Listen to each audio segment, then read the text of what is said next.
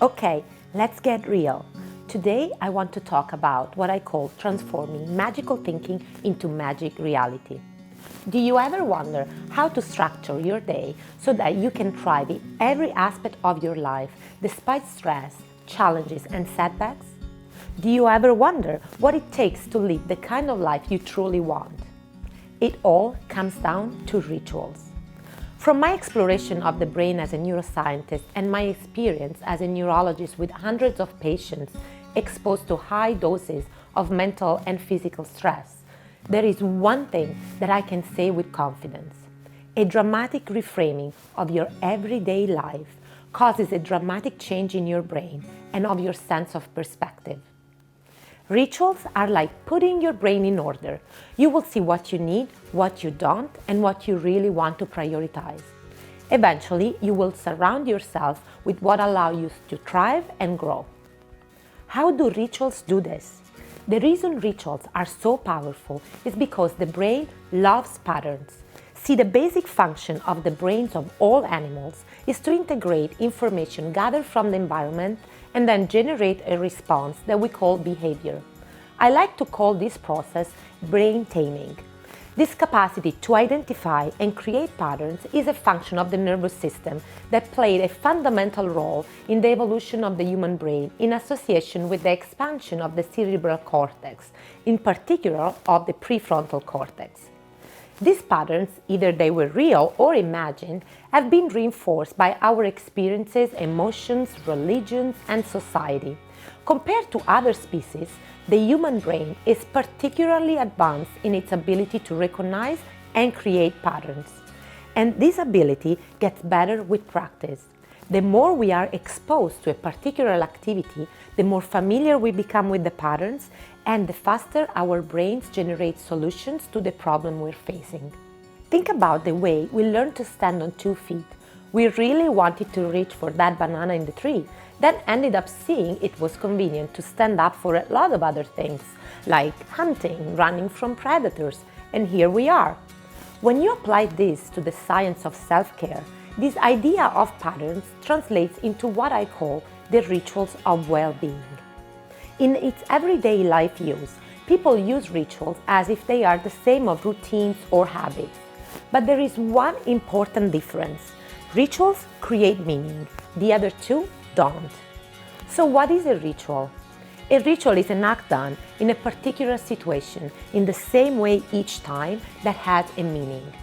That is why I like to define rituals as habits with a meaning.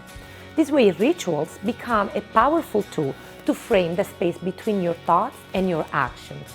And that is why I'm fascinated by rituals. A ritual also has a purpose. A ritual can help us transition from one stage in life to another, like becoming an adult, changing jobs or career, becoming a mother, or entering menopause. Rituals can help us carve out special moments in our sometimes repetitive everyday lives. Rituals can be deep, life-changing experiences, or they can be simple, daily personal routines. Either way, rituals help people cope with strong emotions and can detox our mind from toxic thinking and behaviors that cause stress. Ultimately, I believe that rituals help individuals evolve toward more resilient and mentally strong human beings. My theory is that we can use rituals to transform stressful experiences into empowering ones. And research suggests that ritual can have impact on people's thoughts, feelings, and behaviors, like reducing anxiety, boosting confidence, alleviating grief, and performing well in a competition. For example, research in sports psychology has demonstrated the benefit of pre-performance routines, from improving attention and execution to increasing emotional stability and confidence. While some rituals are unlikely to be effective, like knocking on wood will not avoid a bad outcome, performing rituals with the intention of producing a certain result appears surprisingly effective in achieving that result. So what do you need to develop a successful ritual? First, you need a structure for your ritual. Without a structure, you will have to figure out again and again what you should do during the ritual, which can drain your willpower reserves. Your rituals need to ensure that your brain gets the support it needs to keep operating so that you don't waste mental energy. Second, you need to decide on a ritual schedule. Basically, how and where you will integrate the ritual into your life. There are many different ways to integrate rituals into your schedule, so it's worth taking the time to find an approach that makes sense for you. I describe the different approaches in the blog on the website, so you can dive in and find yours. Keep in mind that finding a ritual that works for you might require some trial and error, especially at the beginning. There are a few things that are critical to the design of your ritual. First, you need to decide on a method to design your ritual. If you want to use my method, keep following my blog because I will share it very soon. After you choose a schedule and a method, you need to take care of what I call allies and enemies. There are 5 allies for rituals. Number 1, your motivation, the value you give to your ritual. Why are you doing this? How does it support your personal values, goals, and passions? A great way to find your motivation is to ask yourself, how would my life change and what specific goals would I like to achieve? Number 2, action. You need to start. Planning is great, but remember that perfection is the enemy of progress. Think of Nike, just do it. Number 3, discipline, or what I call deliberate practice. Set a structure to support the repetition of your rituals, especially at the beginning. Science shows that there is a point at which the behavior becomes automatic, so you just need to practice until you hit that sweet spot. Number 4, simplicity. There is no point in overcomplicating your rituals. The rituals you build must be simple, fun, and straightforward. Number 5, consistency. Your ritual needs to become a habit. It requires showing up and doing it again and again until you're good at it and it's part of who you are and what you do every day. Now, for the enemies of rituals, there are 4 to look out for. The first is ego depletion. Simply put, changing your behavior requires quite a bit of mental strength and commitment. Our willpower is like a muscle. It weakens throughout the day because of constant use. So like any muscle, it's easy to exhaust. Once your willpower is gone, it becomes very difficult to focus and resist temptations. The good news is that researchers have found that when we use willpower strategically and mindfully, it gets stronger, just like a muscle gets stronger with consistent use. The second enemy is the lack of clarity of your goals. If you want to change or improve something in your life, you can't be vague about it. Your rituals can only help with a specific goal in mind, and vague goals create no pressure to move you into taking action. So they're easy to ignore, and it's always good to have a little bit of pressure. So next time someone tells you they're going to get into really good shape, ask them exactly how they're going to do it. How often will they exercise? What type of exercise? What will their diet look like? They might hate you for it, but you're doing them a favor. The third enemy is relying on your emotions for motivation. Keeping with the muscle analogy, motivation is like adrenaline. It can overcome weakness in a flash. So motivation is key, but relying on your emotions to create that motivation will be a fatal flaw in your ritual. Habits and rituals should be emotionless and automatic.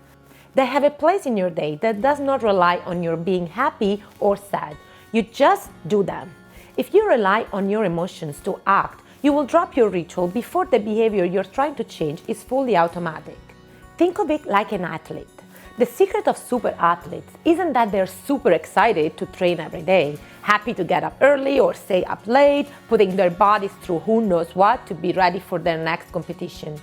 They train because they know it is what they need to succeed. Happy, sad, rested, tired, it doesn't matter. They get out there and do it. They rely on the pain-pleasure principle, which is our ability to avoid the comfort of instant gratification and instead delay gratification in order to gain long-term pleasure and future rewards. This will be a big topic in a future blog, so stay tuned. Finally, the fourth enemy of ritual is giving up before the behavior takes hold. The whole idea of a behavioral change is to have that change last for the rest of your life. Once the new habit is set, it's much easier to maintain it. This is why I don't agree with aiming for X days in a row to create a habit. You need a strategy that can ideally work forever. I have developed 2 strategies that you can use to set yourself up for success. The first strategy goes back to simplicity. Only develop one ritual at a time. Nobody has the willpower to form multiple habits in a single period of time. The secret to success is to focus on a new action every 4 weeks. The second strategy is to develop mini habits. Mini habits are perfect to fight all the 4 enemies that I mentioned above. First, because a mini habit is too small to fail. You won't have the problem with your willpower strength. Since you can always reach your target and you're doing it every day, it's simple to form a new habit and keep practicing it. Second, mini habits are specific. Let's say you want to start writing a daily journal. You will say, I'm going to write 50 words every day. This holds you accountable and it's easily done. Your willpower cost is low. And finally, you can do mini habits forever. Many successful people had profound success with this strategy. And there are many ways of tracking the progress of a ritual, and I will share more details about this in blogs that will follow. You can also learn all about my 4 science-based rituals to rewire your brain and change your life by downloading my free audio training when you subscribe to my newsletter. First of all, it's free and it's very powerful. I will walk you through 4 rituals that I have created and teach you how to incorporate them into your life to infuse growth into all areas of your life. So go to the website and subscribe to my newsletter and let's get this adventure going. I will see you there. Ciao!